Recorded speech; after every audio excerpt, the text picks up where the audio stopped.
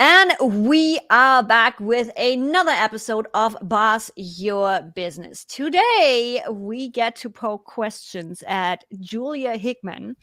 Julia is a wife, mother of two, head of two right there already, and a business growth strategist specializing in podcast coaching. And as you guys know, I've been on my own podcast journey, so this is going to be really fun. And Julia, you also help heart led entrepreneurs in the self development and wellness field launch and run podcasts that help your clients elevate their voice, impact, and bottom line. You love running outdoors? I'll join Too. you on the reading and traveling with your family. So you are a runner, aren't you?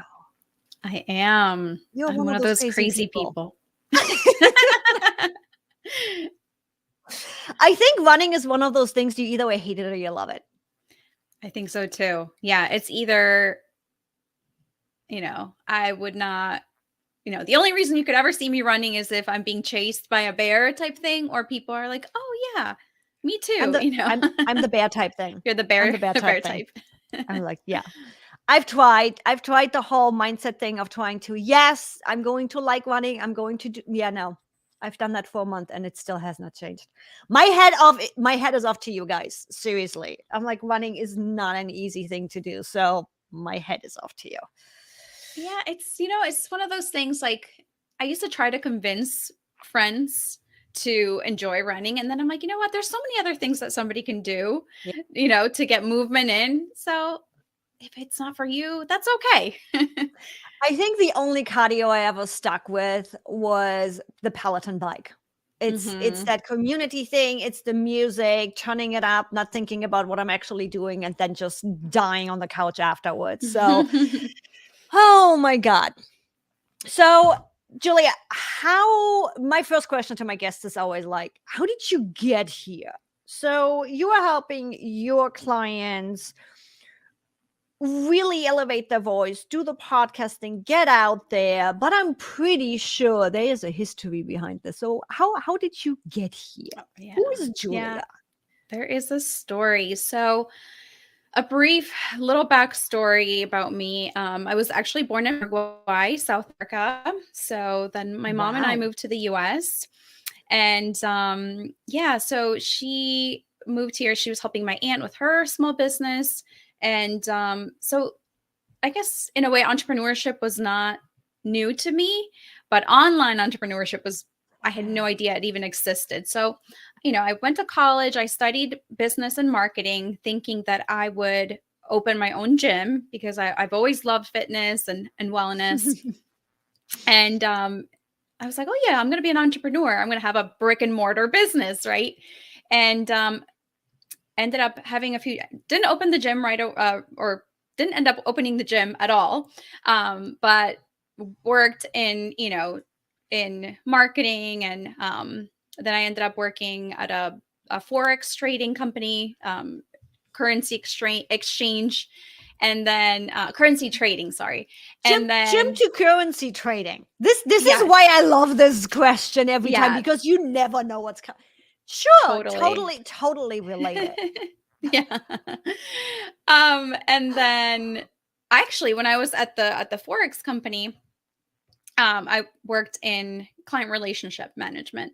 But one of the things that I took on, because I really wanted to be in their marketing department, I took on helping them do their webinars. So they would do these free webinars to teach people Hmm. how to trade. And so that was sort of my first start with sort of like doing online workshops and doing audio trainings and things like that. So that was my first, like, I had no idea that one day I would have my own podcast or be helping other people with their podcasts and their online businesses. So it's just kind of funny looking back. So anyway, then I actually changed. I got laid off from that job and then started working at a publishing company. So again, very different. And got married, and then my husband and I were expecting our first kid. I had a Hmm. long commute at the time, and it was just one of those things where we made the decision that I would quit my job because I just was not going to see our kid. Yeah. So I was already doing some fitness, like personal training on the side. So I was like, okay, well, I'm going to be home with our son, but maybe I'll take on a little bit more, take a few more clients and Mhm. work out of a friend's gym to take on a few more classes and, make a little money. I wanted to do my own thing. Yeah.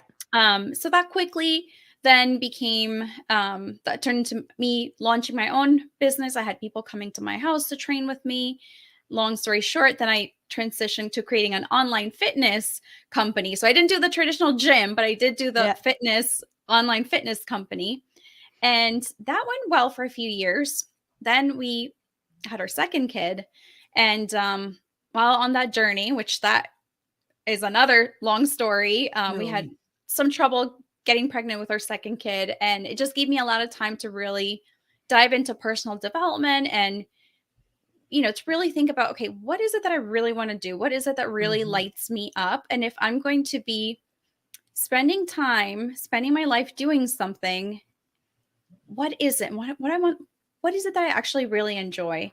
And in my fitness company, I had sort of just started out by helping moms, a lot of local moms, and then that grew into helping having clients in other different states, and then through just sort of building and growing my network, I started helping other entrepreneurs too.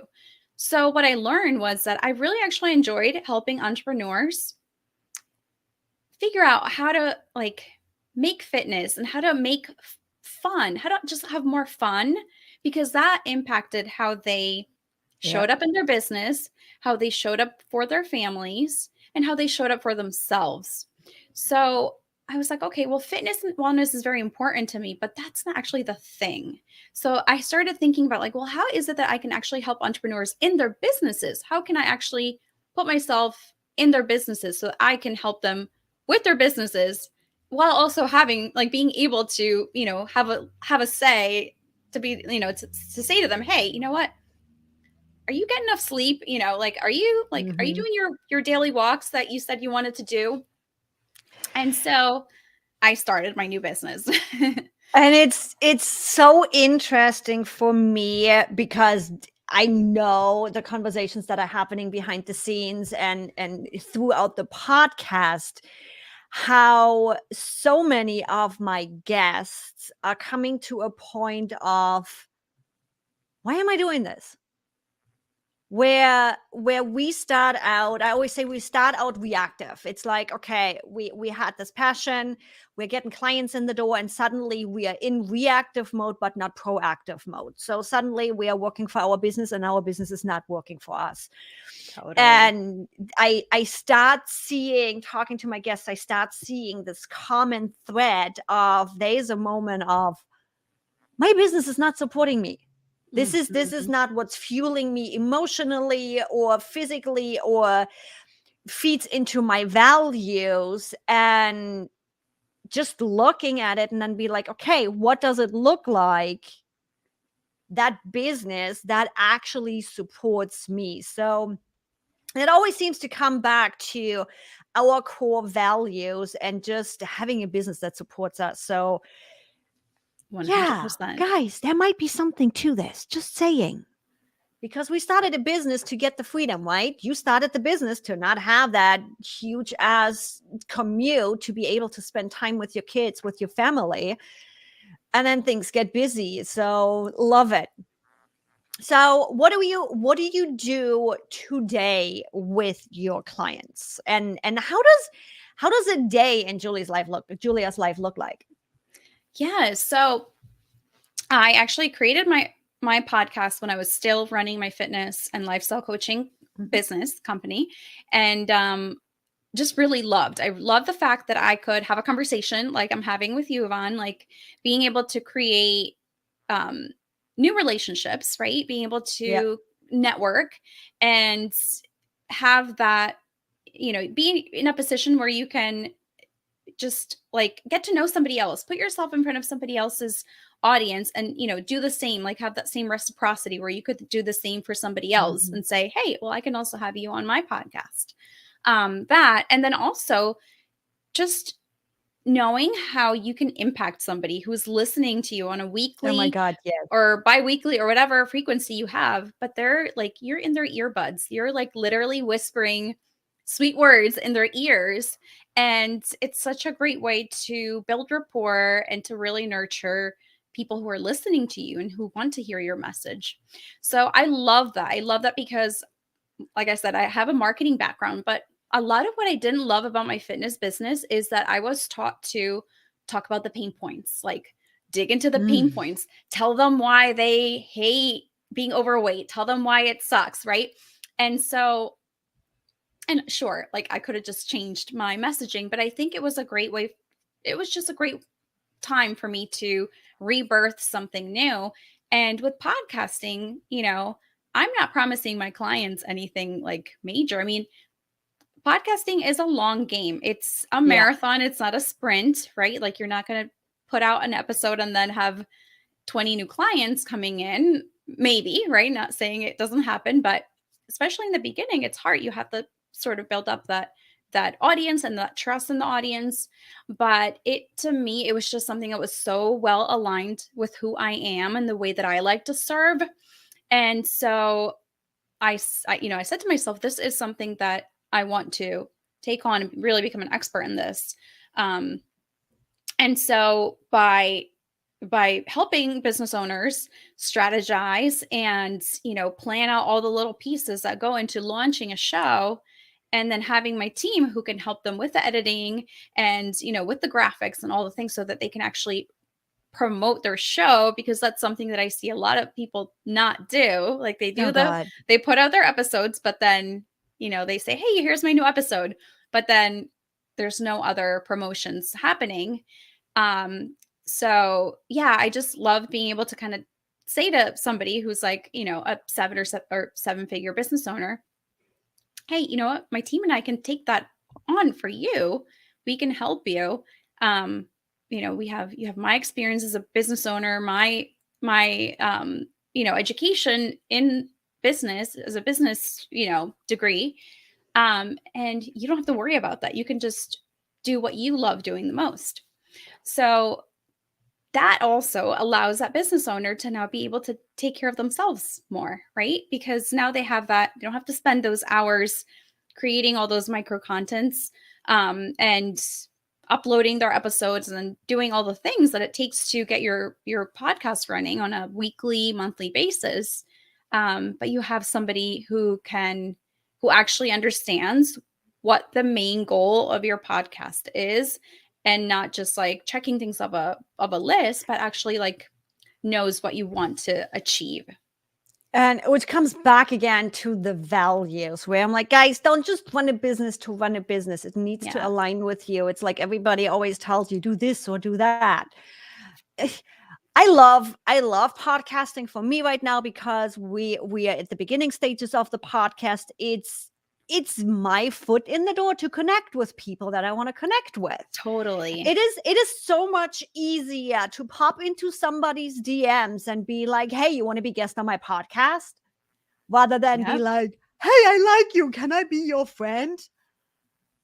It's a Yep. no-brainer. But I also, for my specific podcast and the outreach with that, I have found the way that aligns with me. I've done single solo podcasts in the past where it's like just talking to myself. No, I like the conversation. I like what it triggers. I'm like, Julia knows behind the scenes. My podcast literally has 3 questions, and everything else, we just follow the conversation, because you never know what comes up. Yeah, And just having these conversations and having these conversations publicly.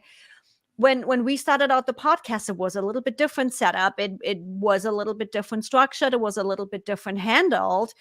But even my small audience came back and said, this is what we like. We want to hear how other people have made it happen, how other people boss their business rather than what they're doing for their clients. And we adjusted accordingly, because most of us, we talk about what we learned and teach that to our clients. So looking at the strategy, I still promote my guests and what they are doing, because that's at the core of their values and what they do for their clients. So it's like, just follow the yellow brick road. If any of my listeners that have been around, they know it's like it's just follow the yellow brick road. You see a need and you just follow it.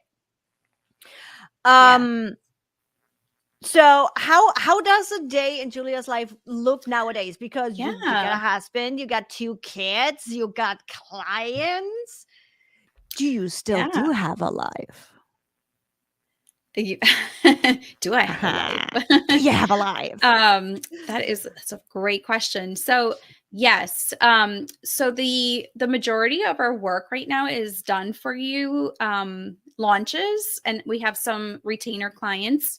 But I love having that set up actually because the done for you work is stuff that we can kind of batch. So it does Mhm. allow me, like I take most Fridays off. um I have time to volunteer at my kids schools, but it does require, like, I do have a team also. So Yep. I do have to acknowledge that it's not like I'm doing everything myself. But a typical day, let's say, so I wake up, I get the kids ready for school, get their lunches packed up, I drive my little one to her preschool, and my older one, he sometimes takes the bus or sometimes I drive him too. And then work until I have to pick up my daughter, my little one. So then we come back home, have lunch. So then I put her down for her nap and then continue in the afternoon. So in the afternoon, usually in the mornings, I have calls either with my coaches or clients. And in the afternoon is when I do work. That varies. So it depends on what day. I don't have calls every single day. Mhm. Um, and then and then I wrap things up by 3:30, 3:30 p.m. when my son comes home from school. So then it's back to mom life again until it's, time to get ready for dinner. My husband is great. He does most of the cooking in our Oh my house. god, where do I Um find one of those? yeah, he's a good one. He's a real good one.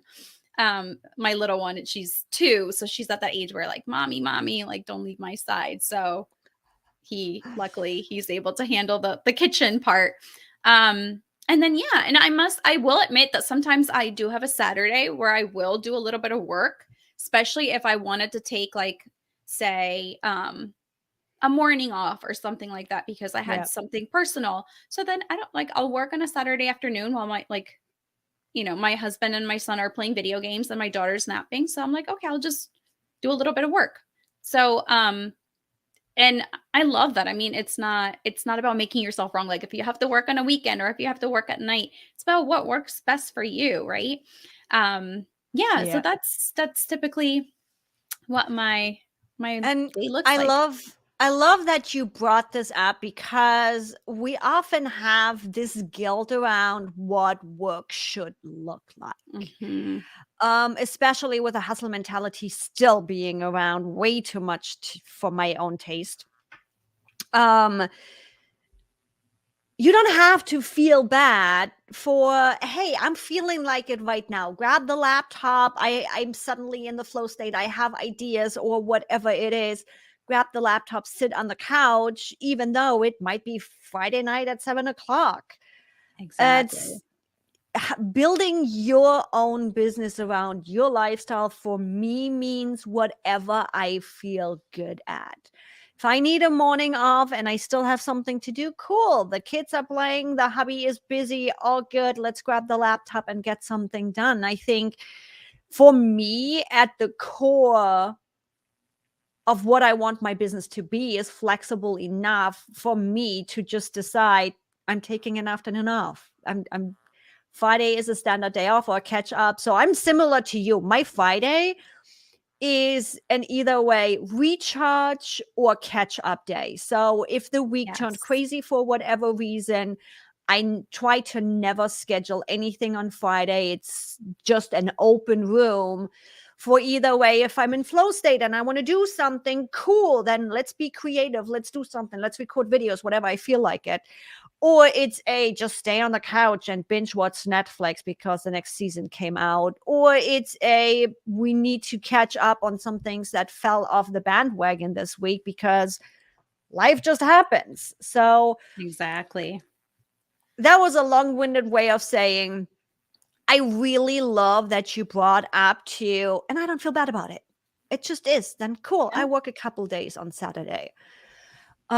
Yeah, because often enough when we try to build our lifestyle business and we say, "Hey, I want the weekend off," we then suddenly beat ourselves up because we decide to work on the weekend. So what? As long as you feel good about it, who cares? Exactly. And that might change, when my kids are older and they're no longer napping and I no longer have those couple hours where I would typically just, I don't know, watch Yep. TV or read a book. Then I might be like, hey, I no longer want to work on Saturdays because we want to go out and take, Mhm. weekend trips. Yep. Um, so it all depends, but it's just about finding what works for you and how you best work. Like for me, it's better to sort of like spread things out a little bit. I prefer to do that than to like feel like, oh my gosh, I have to work from like 9 to 3:30, or like I'm I'm just doing it all wrong, right? Business is meant to, you know, I like how your show is, boss up your business. Like you're the boss of your business. Your business should not be the boss. That's exactly where that came from, where it's Yeah. like moving out of being reactive in our business. And again, this seems to be a common thread through my episodes right now too, where it's like when we start, we are usually reactive. And at some point for you to be and to still enjoy your business, you need to step up and actually be the boss of your business rather than your business bossing you. Sure, Um definitely. with that, what are some of the processes and workflows that you have running? I'm like, you are running also a team, so I'm pretty sure there are quite some processes and workflows behind the scenes. What are some of the most impactful, the most common processes and workflows that you use in your company to be able to take Fridays and weekends off? Yeah. So I have a small team. I have one team member who does a lot of my social media posts. Mm-hmm. She's also a graphic designer, so she creates the graphics. She gets things posted for me. Um, so we use ClickUp. So all her tasks Ha! are set on there. Yes. Yeah. And we communicate via Voxer. So I actually don't even do like video check-ins with her anymore. Don't tell people that because I feel like most people are like, you should have meetings with your team. And I'm like, it's just a waste of both of our times. Literally, when I can just send her a Voxer and, tell her what I need. So that it worked. Like again, things may change, but right now, this is what's working for us. And then I have also a podcast editor who helps with, podcast editing of our shows. Yep. And then I'm, the visionary, obviously. And I also write content for our clients. So I'm the one who writes things like show notes, things like, promotional mini pieces. I do all the writing right now. Like So, I have to admit with my VA who handles pretty much the whole repurposing. She is 95% done of completely taking over the repurposing process. We chat in ClickUp. I barely ever have to step out anywhere because everything is task related. So it's in the comments, and she's like, "Hey, you mhm. forgot about this one," or "Hey, I can't find that." And then just once in a while, when things come up, because she's also helping me with the edits on my book, where it's like, okay, hey, by the way, here is something happening. Make sure you saw that. And we need to get something scheduled with a publishing house. But other than that, I'm like, she is so played into this process. She knows my voicing and everything, where it's like, hey, That's you had your coffee great. today? I'm like, what? It's just so perfectly in balance. And yeah, so I'm in there with you. Um, one of the things you already started talking about tools again. I'm like, you got heck, oh, the ClickUp channel on YouTube. So I'm always happy about hearing other people use ClickUp. Um, one tool that I found, so me as German with the accent, I've always somehow struggled with Voxer for whatever reason. Can't tell you why. It's something didn't click and I never really stuck with it. Somehow I always went back to Slack, and I don't like Slack much either. For anybody listening, Volley. So Volley is like Slack and Voxer and StreamYard had a baby. Ooh. So envision, you can use Voxer pretty much as the base layer to understand Volley. It's a similar thing combined with the threading possibilities that Slack has. So, when a question comes up and you can open up a thread, meaning in the main line, you see the main conversation, but you also can vertically follow the conversation with questions and answer based on that one question that came in. Mm-hmm. And for me personally, why I love it is it has video messages, it has audio messages, it has text messages, and the transcription of everything. Oh, huh. So with me, and we are testing it out right now, we are rolling out the beta of testing it with clients. It also has a laptop app, so I can literally bring it on my desktop and I can screen record something. So now when a client comes to me and is like, hey, I have an issue here, I can screen record really quick and show it straight in Volley of saying, click here, click there, and this is how it works. Which always has been a problem for me with clients where it's like, okay, now I need to record a Loom video and then upload it to Slack and here. Yeah. So that's where I've been really excited on the tool side of things, because I love tools like Voxer that just make communication easy. But again, also with the accent and me, it's often a trouble just with the audio of, okay, was she snarky right now, or did she actually mean that? Because I wear my emotions on my face. So yeah. So you use ClickUp, you use Voxer. I'm assuming you use Gmail probably, and I'm guessing you more or less live off the calendar just as much as I do. Yes. I do. So is that your core tool stack, or is there something else in there that you use on a regular? Those are our main ones. I tried, using Trello boards, and then I just kind of found them to be a little bit of a distraction. So we no longer use them. Let's see. I actually just switched to, have you heard of System? I have not. Yeah, so it's like system, but with an E at the end. It's I guess a French guy created it, and it's great because it's like CRM plus, email provider, right? Like you can send your emails, newsletters, all that through them. You can host your courses on there. What else do they offer? They offer a bunch of things. So I actually just I created like that's System.io. Yes. So I did find the right one. Yeah. So I'm liking it's very intuitive to use. I just created modules for a podcasting program that I created, and it was really easy to use. So I'm liking it. I haven't used the emailing portion of it yet, but planning on doing that soon. From what they show as screenshots, the emailing looks pretty good. It looks similar to ActiveCampaign, at least what they show in the concept. Yeah, it looks good. That is interesting. Yeah, we are moving to ThriveCart right now with all the courses and that kind of stuff, since they're offering Learn Plus now. Because I had to realize on my own business where it's like, I know all the tech, right? I had the big academy and WordPress and WooCommerce and all the things because I wanted to customize and I wanted to do other things. And then I realized, I'm like, I just want simple. Yes. I don't want to have to deal with updating and doing this. And I just want simple. That's when I dove out to my tribe, to my people that are working in similar areas. I'm like, okay, spam me with your tools. What do you like? And that's how we ended up on ThriveCart.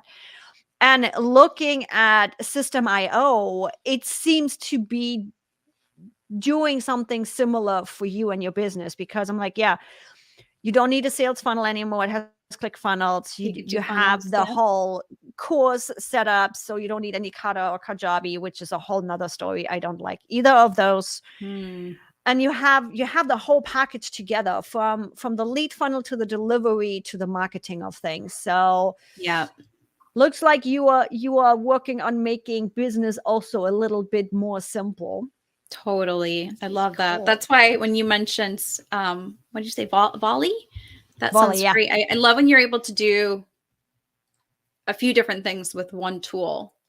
That always helps. And that's where, if anybody in any of my listeners want to test it out, I actually do have a pop-up on my website. So if you go to askev.com, once you scroll down, there's a little pop-up that I have, and you literally can just message me. So Volley does multiple things for me, where it's like you literally can just pop in and be like, hey, Evie, saw your episode. Cool. Give me a thumbs up. But they also just rolled out paid offers, meaning asynchronous coaching. So not necessarily if you have a weekly call, but rather you have me on speed dial. You can say, hey, I want a half an hour of your time. But it's asynchronous. So it's not a half an hour call where you jump on Zoom. It's like, hey, Evie, I need help with this. You voice message me and I can voice message back. And based on those messages, so either way, the character length, the length of talking, or the length of video cuts down on that time.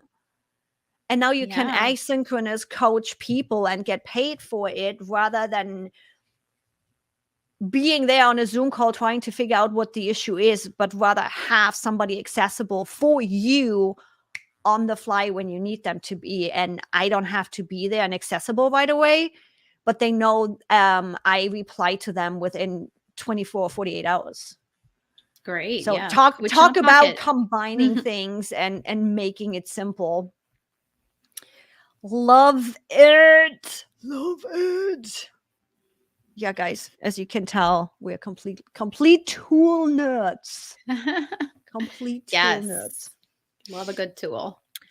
So what kind of people are you working with for your coaching and your podcasting? Are you still in the fitness and health sector, or has your target audience changed a little bit? Yes. So I still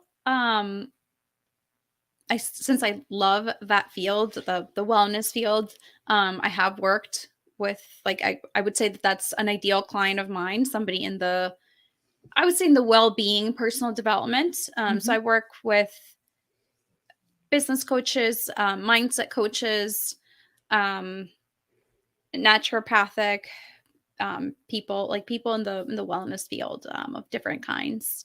So yeah, that's my jam. I mean, I love it. It makes sense to me because I love their content. So it's easy to work on somebody's content when you enjoy listening to it and writing about it. Yeah.